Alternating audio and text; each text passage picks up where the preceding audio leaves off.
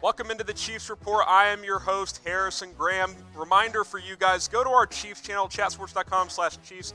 Hit that big red subscribe button for more Chiefs videos all year long. Let's get into today's Chiefs rumors and news. Chris Jones, is he the X factor for the Chiefs coming up on Sunday against the Titans? Well, first, we got to see if the guy's going to play. We'll get into the injury latest on Jones in just a moment. But Peter Schrager on Good Morning Football said he is the X factor for Kansas City on their chances of stopping Derrick Henry in the Titans' run game. Now, we know that the Chiefs did not need Jones against the Texans as they went into hurry-up pass mode after they fell behind.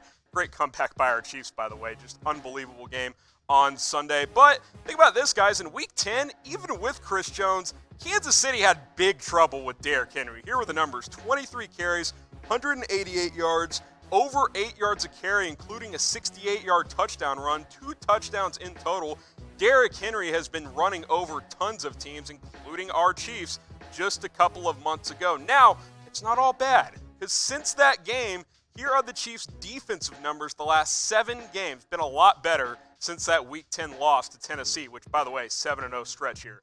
14.2 points per game allowed, 12 takeaways during this stretch, only allowing 91 rushing yards per game, about half of what we gave up against Henry in Week 10. Passing defense has been better. Third down defense has been excellent, less than 36% conversion rate allowed from other offenses. So, yes, Chris Jones is always an X factor for this defense. I think it's just a matter of this defense is playing a lot better and needs to tackle Derrick Henry better this time around. Question for you guys. Do the Chiefs need Chris Jones to win on Sunday? Simple question. Type Y for yes, type N for no. Obviously, Chris Jones is a major part of this defense. I don't know if the Chiefs need him to beat Tennessee, but the cause is certainly a lot easier if Chris Jones is active and out there. Type Y for yes, type N for no. Let me know what you guys think in the comments section. Now, if you're watching for the first time or you just stumbled onto this and say, sweet Kansas City Chiefs coverage, we have a Chiefs YouTube channel. Chatsports.com/Chiefs is the link. It'll redirect you to that channel. We're trying to grow this thing exponentially so we can keep putting more videos throughout the offseason. We'll have the latest news, rumors, the rest of this playoff run. We will have the best coverage for you guys. And then in the offseason, draft targets, free agency targets, Mahomes extension stuff. Hint, hint, we're going to get into that in a minute. Oh, and by the way, if you want to watch the rest of this video ad-free, got to go to that link, chatsports.com/Chiefs. The video is already up on that channel as well. While you're over there, go ahead and hit that big red button. Chris Jones injury update. Here is the latest. Now, nothing new as we film on Tuesday. We kind of waited to see if anything would break. This is the latest through Monday from Andy Reid. He's day-to-day. That's the bottom line. I don't expect that to change. I think this will be a game-time type of decision. He didn't play against Houston. They worked him out. He just couldn't push off that calf very well.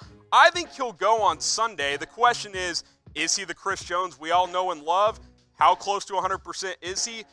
Will he be the all-pro type of player he's shown to be at times the last couple of years? This season, 9 sacks, 8 tackles for loss, 36 tackles. That's just in 13 games, missed 3 games earlier this year. And remember, that's transitioning from that 3-4 scheme to the 4-3 scheme under Steve Spagnuolo. So took Chris Jones a little bit of time earlier in the year, but finished the year really, really strong. He's a big impact on this defense. He will certainly make life easier on the Chiefs in terms of trying to stop Derrick Henry on Sunday. Hopefully he is out there. Now, I did want to take a look at the defensive tackle rotation and how the snap count kind of broke down against Houston on Sunday. Big rotation. Derek Nottie played 35 snaps. Kalen Saunders, the rookie who has really come on, he played 18 snaps. Mike Pennell, who's been a great addition since the Chiefs added him in the middle of the year, he got 13 snaps. Big Xavier Williams, he returned from injury, 13 snaps. So heavy rotation for Steve Spagnuolo. Played a lot of nickel in that game against the Texans, but I would expect more traditional schemes in this game as Tennessee is an old-school smash-mouth type of football. You want your defensive tackle in Chris Jones to be healthy. Hopefully he can give it a go this week. Question for you, who do you got? You got the Titans, you got the Chiefs. Now, a lot of Chiefs fans out there, but a couple of Titans fans sprinkled into our Chiefs vs. Titans preview video, so I know y'all are watching too. So type T for Titans, type C for Chiefs. I'm typing my C, obviously. I think we're going to the Super Bowl. Let me know what you guys think in the comments below. Let's get back into the Chiefs rumors and news. Patrick Mahomes' record-breaking extension, guys. I think it's coming. I think it's coming very, very soon. The report coming out in the last couple of days is that Mahomes is expected to receive about $40 million per year. This isn't new. I told you guys this two and a half months ago that Mahomes is going to get $200 million over 5 years. That will be the Chiefs' offer. And guess what? He deserves every penny. Is any other quarterback in the NFL pulling off what he pulled off against the Titans? Just look at what this guy, or against the Texans. Just look at what he's done in his young career. 76 touchdowns against 18 interceptions. This is in about 30 starts in the regular season in his career. That's 10 more touchdowns than any other quarterback in NFL history through 2 seasons as a starter. And by the way, he missed 3 games this year. The guy is just ridiculous. You look at the highest paid quarterbacks in the NFL, he's better than all these guys. He's better than Russell Wilson. He's better than Big Ben. He's better than Aaron Rodgers. He's the best in the NFL. We all know that. And even if he wasn't, the market gets reset all the time. But since he is, it's going to get reset by a wide margin. Russell Wilson at $35 million per year, Mahomes is getting 40. He might get 42 or 43 if the Chiefs end up winning a Super Bowl this year. We saw his greatness on display in the divisional round against the Texans. 24-0, are you kidding me? Most teams would just fold and crumble. Not only do they overcome that deficit, Patrick Mahomes led the comeback in 1 quarter. The Chiefs were down 24-0 in the second quarter, led 28-24 at halftime. He threw 4 touchdowns in 1 quarter alone. This guy is the best quarterback in the NFL. I know Lamar Jackson's going to win MVP. Mahomes is the best, and it's really not that close. And he's a great leader, too. This is Mahomes on the sideline to his teammates. No panic while trailing 24-0, saying, quote, they're playing man coverage. If we catch the ball, which, by the way, 4 drops in the first quarter, and make one person miss, it's a touchdown. Let's do something special. Let's do something special. They're already counting us the F out. 1 play at a time, do something special. I'd say this was pretty special from Patrick Mahomes. 5 touchdowns, no picks. 4 touchdowns in the second quarter alone after trailing 24-0. This guy is a special leader. He's a special player. He is the best player in the NFL right now, and he had some big runs in this game as well. 7 carries for 53 yards. He does it all. The only person who can stop Patrick Mahomes and the Chiefs is Patrick Mahomes and the Chiefs. No defense out there can scheme their way to stopping this guy. Now, I'm not saying the Chiefs are going to win on Sunday or win, 12, 13 games a year, but if they lose, it's going to be self-inflicted. Teams are not going to be able to stop this guy for the next decade and a half. Now, I want you guys to power rank the remaining playoff quarterbacks: Mahomes, Tannehill, Rodgers, and Garoppolo. Power rank them from 1 to 4. Obviously, I got Mahomes number 1. If I'm ranking them, I'll go Mahomes 1, Rodgers 2, Garoppolo 3, Tannehill 4. And that's no shade at Tannehill, but let's be honest. The Titans like to run the football. Let me know what you guys think. Rank them from 1 to 4 in the comments down below. 4 quarterbacks remaining in the NFL playoffs. Travis Kelce, guys, this just pissed me off when I rolled along this story earlier today. I'm scrolling through Twitter, seeing what's going on.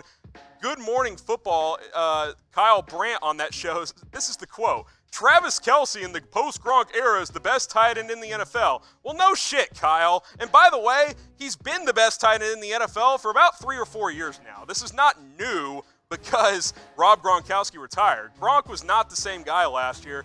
Kelce's been the best tight end in the NFL. I guess this performance against Houston is what sparked this. And don't get me wrong, this was a monster performance. 10 catches, $134, 3 touchdowns. Great game from Kelce, but this is not new information. Travis Kelce has been the best tight end in the NFL for several years now. You look at his last 4 years, he's over 1,000 yards every year. Tight ends don't do that for a 4-year stretch in today's NFL. Now, George Kittle's a great player. Zach Ertz is good as well. Travis Kelce has been and is the best tight end in the NFL, and that was on full display this week. All right, Juan Thornhill has undergone surgery. That's the latest news item here. The rookie safety who had a great season. We know he's out for the year with the torn ACL. Here was his Instagram post. Quote, surgery went well and the road to greatness starts today. Hashtag the return. So he's been very positive throughout this process. Obviously a tough end to his season which was a terrific rookie season. 57 tackles, 3 picks, 5 pass breakups, had a pick 6 as well. Juan Thornhill, really, really good rookie year. He's going to be a big part of this defense moving forward, but successful surgery today, so all good there. And by the way, the guy who's been primarily replacing him, Dirty Dan Sorensen, getting some love from the national media anyway. Now, we've talked about him before. He's kind of like, if you guys watch the Cowboys at all, he's kind of like Jeff Heath. Not the most talented player, but in the right place at the right time. This guy saved the season in a lot of ways on Sunday. The fake punt tackle, that was huge for Kansas City in flipping this game around. He played 109 snaps on Sunday. All 80 on defense and 29 on special teams.